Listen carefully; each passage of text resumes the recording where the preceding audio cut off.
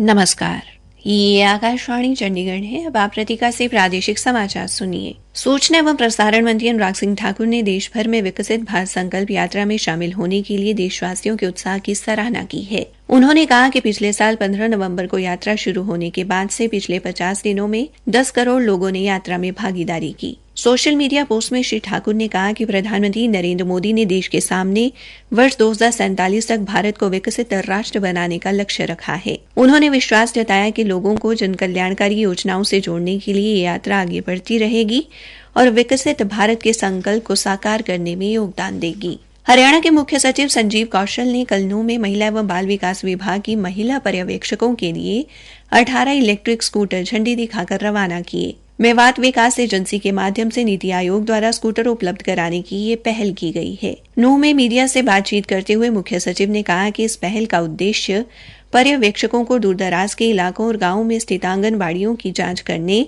टीकाकरण अभियान की सफलता सुनिश्चित करने और बच्चों व महिलाओं के पंजीकरण से संबंधित कार्यों को कुशलतापूर्वक संभालने में सुविधा प्रदान करना है। उन्होंने कहा कि अक्सर पर्यवेक्षकों को गांव और आंगनबाड़ी केंद्रों तक पहुंचने में चुनौतियों का सामना करना पड़ता है, जिससे कई गांवों में एक साथ या एक ही दिन में जांच करना मुश्किल हो जाता है। इस पहल का उद्देश्य गांव में आंगनबाड़ियों तक उनकी पहुंच को आसान बनाना है, जिससे पर्यवेक्षक अपने कार्य अधिक प्रभावी ढंग से करने में सक्षम हो सके। उन्होंने कहा कि पर्यवेक्षकों के काम को सरल और सुव्यवस्थित करना इस पहल का मुख्य उद्देश्य है। हरियाणा लोक सेवा आयोग ने शारीरिक शिक्षा और ललित कला में स्नातकोत्तर शिक्षक के कुल 642 पदों के लिए अंतिम परिणाम घोषित कर दिया है। इनमें से 388 उम्मीदवारों का शारीरिक शिक्षा और 254 का ललित कला शिक्षक के तौर पर चयन हुआ है। इनमें मेवात काडर के लिए चयनित शारीरिक शिक्षा का एक शिक्षक भी शामिल है। आयोग के सचिव मुकेश कुमार आहूजा ने बताया कि इसके साथ ही खनन अधिकारी के 12 पदों और सहायक खनन अभियंता के 4 पदों के लिए विषय ज्ञान परीक्षा का परिणाम भी घोषित कर दिया गया है। इन दोनों पदों के लिए गत वर्ष 22 अक्टूबर को परीक्षा ली गई थी। साक्षात्कार की तिथि जल्द घोषित की जाएगी। श्री आहूजा ने बताया कि आयोग ने 19 विषयों के स्नातकोत्तर शिक्षकों के पदों पर भर्ती प्रक्रिया शुरू कर दी है, जिनमें से 9 विषयों की प्रक्रिया पूरी हो चुकी है और सरकार को सिफारिश भेज दी गई है।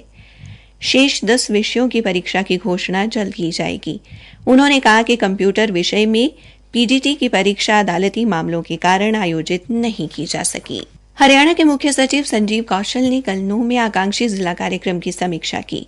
समीक्षा बैठक में उनके साथ वित्त एवं योजना विभाग के अतिरिक्त मुख्य सचिव अनुराग रस्तोगी, गुरुग्राम मंडल के आयुक्त एवं मेवात विकास एजेंसी के अध्यक्ष आरसी विधान, उपायुक्त धीरेन्द्र खरगटा सहित जिला प्रशासन के विभिन्न विभागों के अधिकारी भी उपस्थित रहे। मुख्य सचिव ने कहा कि नीति आयोग द्वारा नूंह जिले के विकास पर अधिक ध्यान केंद्रित किया जा रहा है। केंद्र व हरियाणा सरकार भी नीति आयोग के मानकों और नियमों के अनुसार जिले के विकास के लिए कार्य कर रही है। उन्होंने उपायुक्त को सभी जरूरी बिंदुओं पर कार्य करते हुए सभी कार्यक्रमों व योजनाओं के प्रस्ताव सरकार को भिजवाने के निर्देश दिए। उन्होंने सभी विभागों को विकास कार्यों के लक्ष्य व समय सीमा तय करने को कहा। मुख्य सचिव ने स्वास्थ्य विभाग को स्वास्थ्य एवं पोषण पर जमीनी स्तर पर काम करने की हिदायत करते हुए कहा कि महिलाओं के संस्थागत प्रसूति के आंकड़े अच्छे हैं, इसे निरंतर बनाए रखा जाए और गर्भवती महिलाओं के पोषण पर पूरा ध्यान दिया जाए। उन्होंने बच्चों का 100% टीकाकरण सुनिश्चित करने की हिदायत भी दी। श्री कौशल ने कहा कि नूंह जिले में टमाटर व प्याज की खेती करने वाले किसानों को भावांतर भरपाई योजना का लाभ अवश्य देने और एक बड़ी सब्जी मंडी तैयार करने जैसे प्रस्ताव सरकार को भेजने को कहा। इसके अलावा उन्होंने खेतों में फव्वारा पद्धति से सिंचाई की योजनाओं पर तेजी से कार्य करने के निर्देश भी दिए। हरियाणा श्रम विभाग ने श्रम कल्याण बोर्ड और भवन एवं अन्य सन्निर्माण कर्मकार कल्याण बोर्ड के तहत श्रमिकों और निर्माण कर्मचारियों के लिए 2 विशेष व्हाट्सएप चैनलों की शुरुआत की है। सरकारी प्रवक्ता ने बताया कि इनके माध्यम से श्रमिक अपने अधिकारों, लाभ व कल्याणकारी योजनाओं के अलावा विभाग द्वारा चलाई जा रही गतिविधियों की जानकारी भी ले सकते हैं। इसी के साथ ये समाचार बुलेटिन समाप्त हुआ।